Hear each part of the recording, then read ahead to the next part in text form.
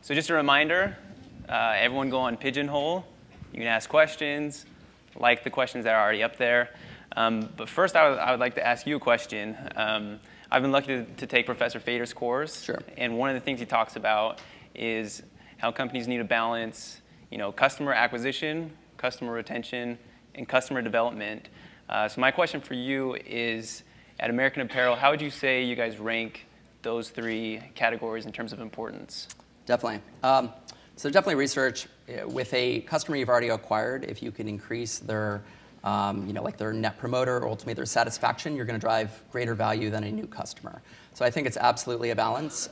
We've spent a lot of time developing our loyalty program, as an example, to really drive the value of those users that have purchased from us previously.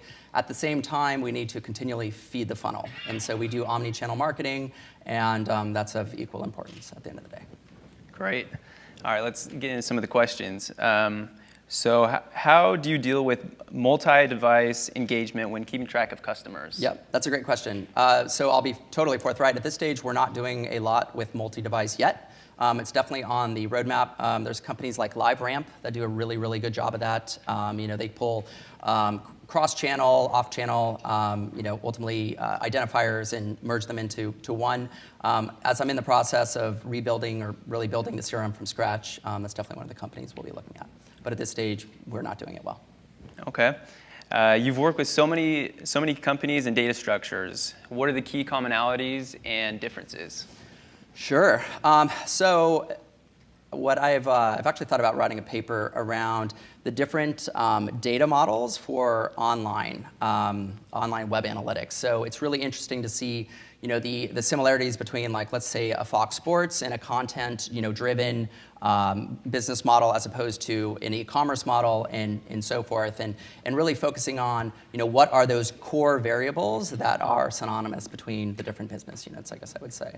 But I just have to always drive back to the one observation that there's absolutely no shortage of data and there's no shortage of technology, but there's a shortage of leaders that will drive the requirements to ultimately integrate and implement that technology, and I think that's where businesses are really lacking. Okay, thank you. Many of American Apparel's customers are teenagers. Do you market differently or have different privacy standards given that they are underage? That's a good question. No, we don't have different privacy standards. We try to be very, very conscious around all of our marketing efforts. I can tell you firsthand, our privacy council is amazing. And I'm probably under the greatest amount of scrutiny than anyone in the organization, which I actually totally enjoy. And so any initiative I have, it goes through general counsel, it goes through IT security, it may go through our privacy team, so on and so forth. So we've really maybe, I think, taken a step forward there. How would you say that you validate the lookalike models that you use? Sure.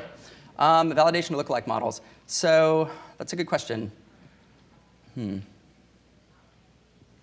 I would say what we've done in the past, we've done internal modeling around maybe the core consumer base, and then we would test it against the different lookalikes, and then if we see engagement, maybe that would be one type of validation. Okay.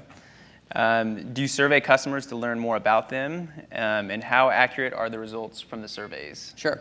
So I started a program the second I joined where every single person that ultimately buys from American Apparel, they get a survey immediately. And again, the first question that we ask is net promoter. And really I look at that as a reflection of my ability to do our job, and our team's ability to do their job well.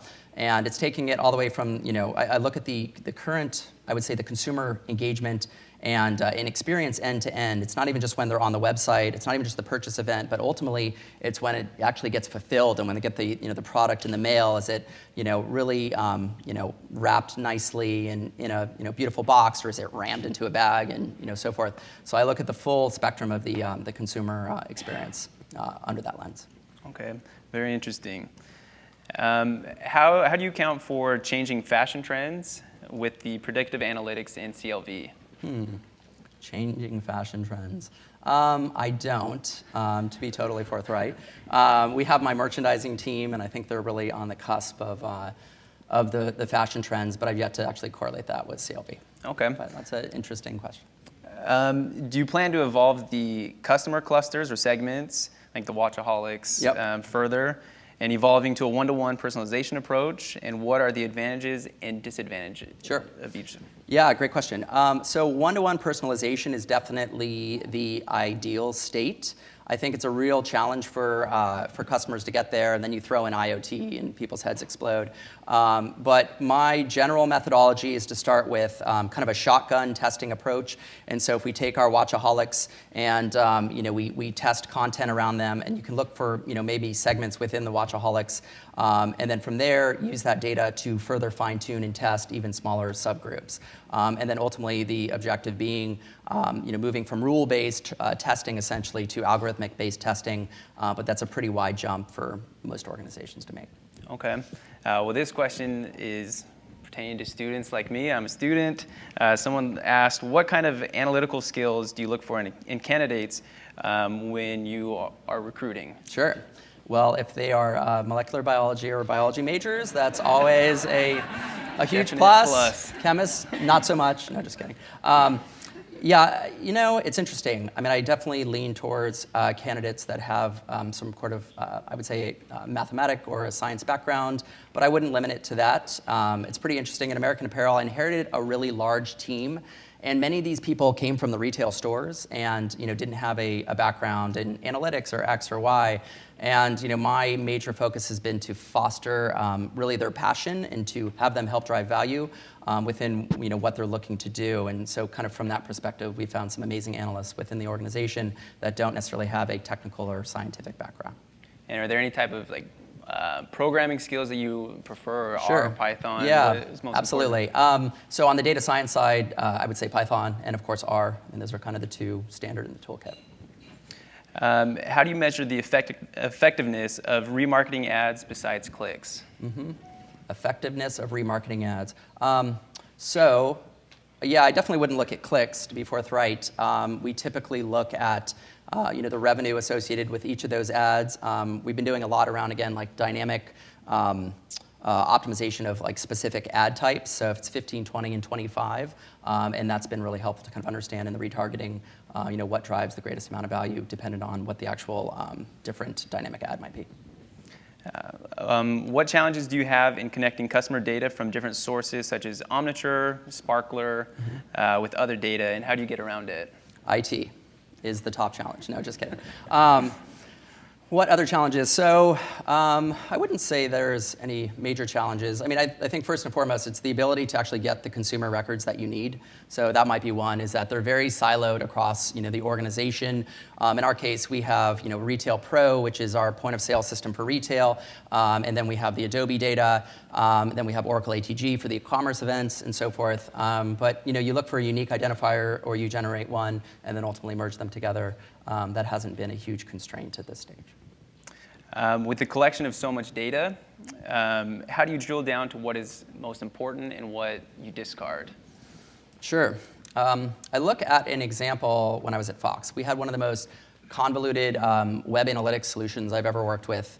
It was just collecting hundreds and hundreds of variables. And as I sat down with the business owners, we ran through some of the basics of the reporting, and the reality is they were probably using 5% of their capability. And so it's really working closely with the business units and leads to understand, what are their metrics of success, and then of course recommending our own that we believe will ultimately drive the lifetime value. But working closely with the business, I would say, is absolutely paramount. Okay. Where do you draw the line between offering discounts to shoppers who fail to convert and conditioning customers to expect discounts, potentially harming your brand equity and your margins? Yeah, that is a pivotal question that I am dealing with every day. So many brands, once they start to see their sales decline, they become very promotional centric, and actually no more than American Apparel, where the only way that they would make their comps was from delivering ultimately additional incentives. And it does absolutely condition the consumer to wait for that next incentive. And so it has to be done very, very gingerly, and it's really painful to kind of rip that off and shift that behavior. I think one of the most applicable means is by focusing on category-specific promotions. So instead of doing a blanket 25% off everything, you focus on a specific product with X margin that you think you can drive the greatest amount of value, but ultimately engagement within the different selection of products. But that's been, I think, the most reasonable approach that I've found has been around, again, the focusing on category-specific promotions. Okay. And how effective is email for your marketing in driving results, collecting data and retention? Yep.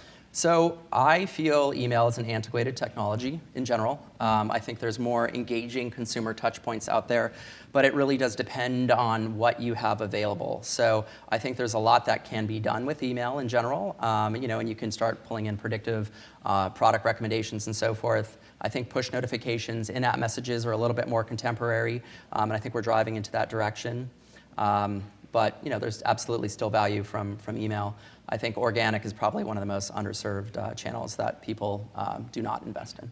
Sounds great. Well, thank you very much. We're out of time, but let's give a round of applause to Thoryn Stevens.